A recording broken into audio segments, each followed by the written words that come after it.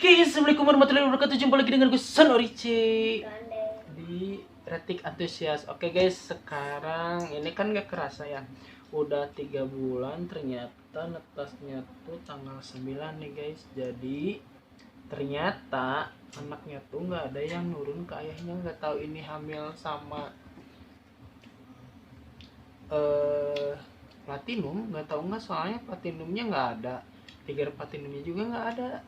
Jadi ini cuman tiger normal, udah gitu aja. Jadi bingung ini hamilnya sama siapa, bapaknya siapa, jadi nggak tahu. Yang penting ini het albino. Kan ada juga sih sebenarnya yang hamilnya tuh karena hamil sendiri tuh apa ya, pregenosis gitu kalau nggak salah namanya, pregenosis atau apalah pokoknya. Yang buat kalian yang tahu nama ilmiahnya hamil sendiri atau ngandung sendiri itu boleh jelaskan gitu. Jadi intinya gue senang banget karena ini telur-telur retik gue netes, meskipun tidak sesuai sama yang gue harapkan.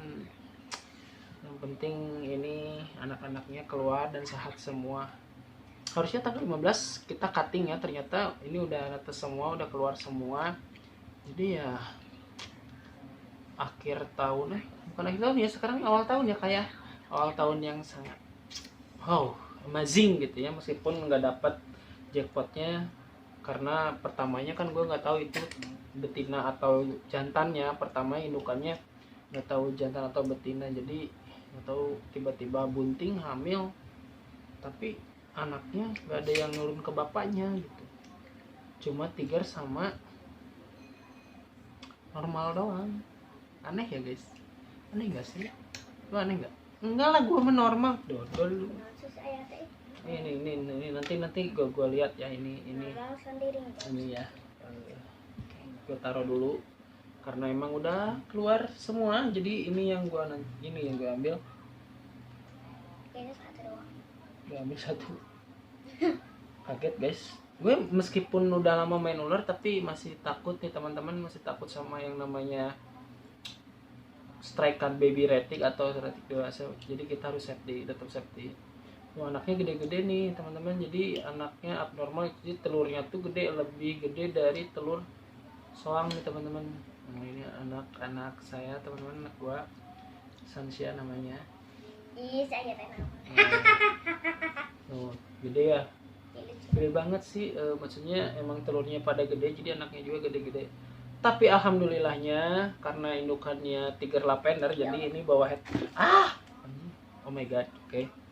Jadi anakannya tuh bawa head albino 100% nih teman-teman. Jadi buat kalian yang mau order, boleh order ke gua, harganya murah-murah kok, apalagi kalau ambil banyak itu lebih murah lagi. Jangan pernah banding-bandingin dari seller ini ke seller ini, seller ini ke seller ini. Kok ya di tempat ini lebih murah ya, kok di tempat ini kok di A lebih mahal.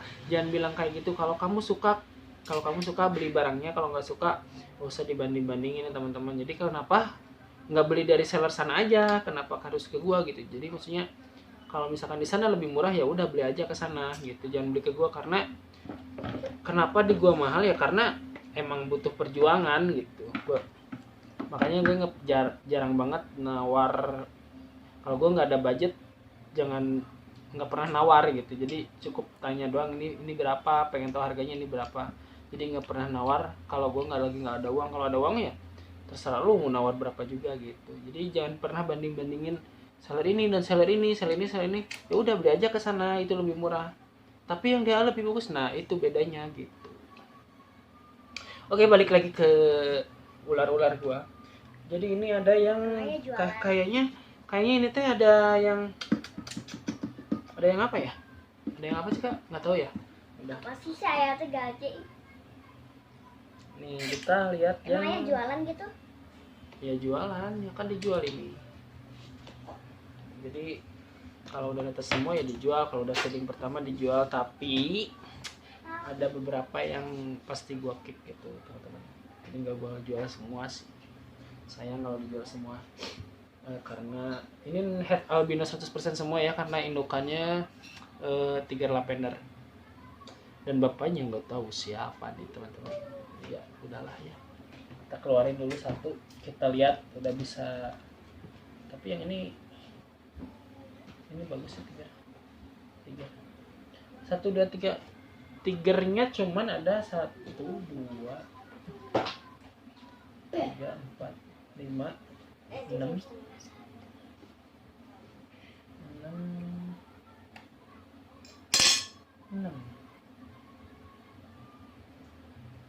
Tigernya 6, sisanya normal semua guys. Jadi dari 16 tuh sisanya normal semua. Tigernya 7, sisanya normal semua teman-teman. Jadi kenapa ya bisa kayak gitu? Mungkin karena hamil sendiri, petagenosis kalau nggak salah tuh nama ilmiahnya petagenosis, yang bisa hamil sendiri gitu tanpa dibuahi ya, bisa hamil dan bertelur tanpa dibuahi nih teman-teman. Seru banget sih, ini coba lihat. Lihat di sini nih, oke, lihat kan, ini vlog dadakan, jadi buat vlog dadakan ya, jadi buat teman-teman yang pengen tahu cara breeding dan cara cutting, cara cutting baby retic dan cara cutting aman gitu. Aman baiknya di umur 80 atau 85 hari, karena reticulatus piton itu bisa menetas di antara 100 hari dan 90 hari ya teman-teman. Jadi jarak amannya itu 80 hari atau 85 hari itu udah aman. Kalau misalkan kalian penasaran pengen lihat dalamnya itu apa, jenisnya apa, misalkan kalian penasaran kita ngawinin GCX Tiger tuh, pengen lihat anaknya apa, nah bisa langsung di cutting di usia umur 80 hari. Jijik. Di umur 80 hari teman-teman, jadi kita bisa tahu, bisa kontrol juga. Kenapa kan biasanya suka ada yang nanya kenapa nggak dibiarin secara alami aja atau secara natural aja biar netasnya alami gitu. Boleh kayak gitu, cuman kita meminimalisir yang namanya kecelakaan di dalam cakang telur nih teman-teman. Jadi biasanya suka ada tuh suka ada yang ini kan ini udah habis ya, si lendirnya udah nggak ada, udah habis semua. Kenapa bisa di cutting gitu? Kenapa kita cutting tuh karena biar tidak ada masalah gitu ketika si baby reticnya terlilit tali ari-ari, jadi bisa kita bantu tuh, bisa kita dikeluarin biar nggak terlilit tali ari-arinya teman-teman. Jadi biar sehat semua, jadi kita juga bisa tahu oh ini mopnya apa ya, oh misalkan ada yang cacat jadi kita tahu gitu, ada yang kena masalah kita bisa tahu, misalkan ada yang kekurangan cairan lendirnya yang kayak gitu ya, kita bisa isi sama yang masih penuh gitu, kita tambahin lagi aja gitu, atau bisa dikasih air gitu teman-teman. Jadi buat kalian yang kurang paham ya, atau yang masih belajar cara cutting, masih belajar ternak, masih belajar cara breeding reticulatus piton, boleh tanya ke gue atau ke teman-teman yang lebih berpengalaman, karena gue juga baru kali ini bisa breeding reticulatus piton teman-teman. Jadi baru dari 2018 sampai sekarang alhamdulillah tiap tahunnya selalu ada gitu. Tapi nggak pernah banyak teman-teman, jadi ngawinin ini jadinya ini, ngawinin ini yang jadinya ini. Jadi kadang-kadang suka tak sesuai apa yang kita pikirkan, apa yang kita harapkan. Oke. Oh bodo amat. Oke teman-teman, ya mungkin vlognya sampai sini dulu. Ini juga karena vlog dadakan ya. Sebenarnya nggak niat bikin vlog itu, cuman vlog aja bukan vlog. Oke. Jadi karena ini demi konten, maksudnya biar berbagi pengalaman lah buat kalian yang baru pertama cara ingin menetaskan telur reptil gitu, yang belum tahu atau yang udah tahu boleh share ilmunya gitu. Kita bagi-bagi di sini, kita bagi-bagi ilmu ya. Dan ya gue juga caranya hampir sama kayak si Nayawan Sandi ya, caranya hampir sama. Gue pakai cuman air doang, tapi kemarin gue lihat si Nay nggak pakai heater ya.